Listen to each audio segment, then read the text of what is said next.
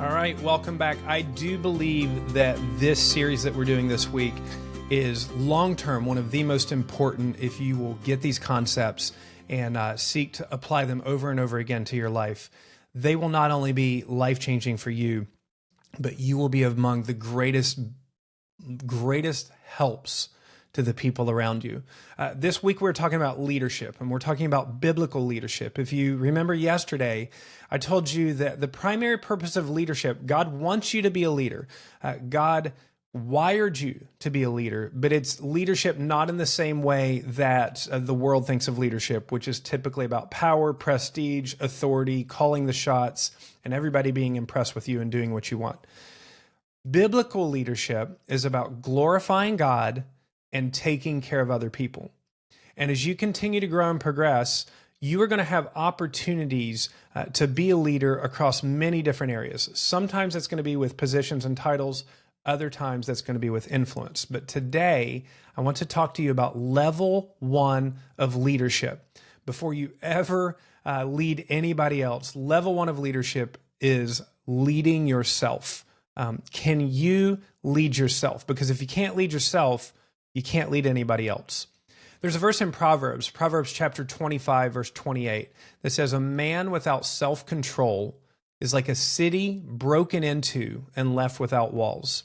Now, you got to think, this is in a time period where any city of any kind of size or prestige had walls around it because you would have invading armies come, or even bands of essentially pirates or roving raiders that would come.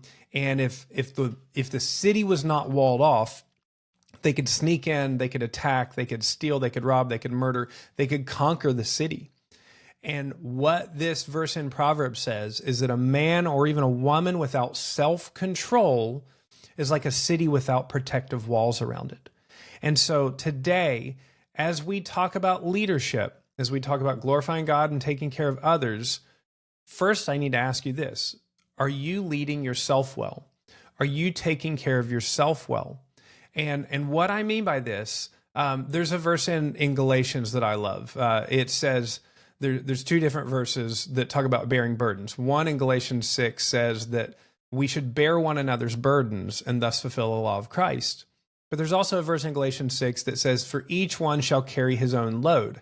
And so the way I like to think about this is, my load is my backpack. So I actually have a backpack, and if you're watching on YouTube, you get to see my super cool backpack.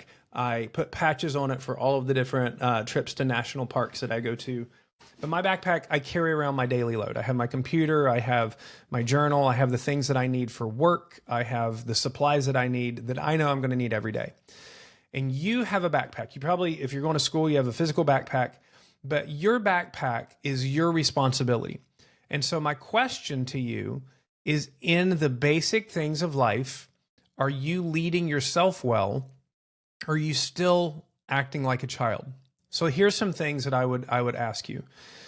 Do you get yourself up in the morning? Are you still relying on mom or dad to get yourself up? Or if you're alone, are you completely undisciplined on when you get up? You cannot get up to your alarm. You have not figured out a way. Generally, it's because you're not going to sleep well. Or you're not eating well, so you're sleeping poorly and you're not getting up. So do you get yourself up? Do you take care of your body with regular hygiene? Are you responsible for your own cleaning of your room, cleaning of your own house, doing your own laundry? Do you take the initiative in your time with God, or is it still entirely when somebody else puts it in front of you? Do you take initiative in your own prayer life? Are you thinking beyond just whatever your appetite is of the moment? Are you thinking ahead a little bit of like, who do I want to be? And what are the kinds of habits that person would have? I think that's a really fantastic way to think about it. Even imagine, let's say that you really wanted to get fit. Like you realize you're overweight and you're out of shape and you wanted to get fit. Instead of just saying like, I want to be, so I'll use me, I'm like 212 pounds. Let's say I wanted to be 200 pounds. Instead of just saying, what do I have to do to get to 200 pounds? The better question is, think ahead to 200-pound version of Jay. I'm 6'2", 200 pounds would be great. I don't really want to be any skinnier than that. what would be the habits and lifestyle of 200-pound Jay? Like, what would be the things that Jay would be doing on a regular basis at 200 pounds that would help keep him that? And that's what I need to start doing. And the same thing spiritually. You want to be a leader. You want to be spiritually mature. Well, what are the habits of a spiritually mature leader? One of those habits is that you are responsible for your own time with the Lord. You are diligent about just having regular fixed times of prayer. You are responsible with your own finances. So like, you don't give money when somebody reminds you. You have it planned. You have it habitual. You have it regular. These are all areas of personal leadership. And they're things, look, I'll be honest, you master them, then you get lazy and you forget about them and you got to get back on track. But before you ever go to lead others, I would encourage you to look at your own life. Are you leading yourself well?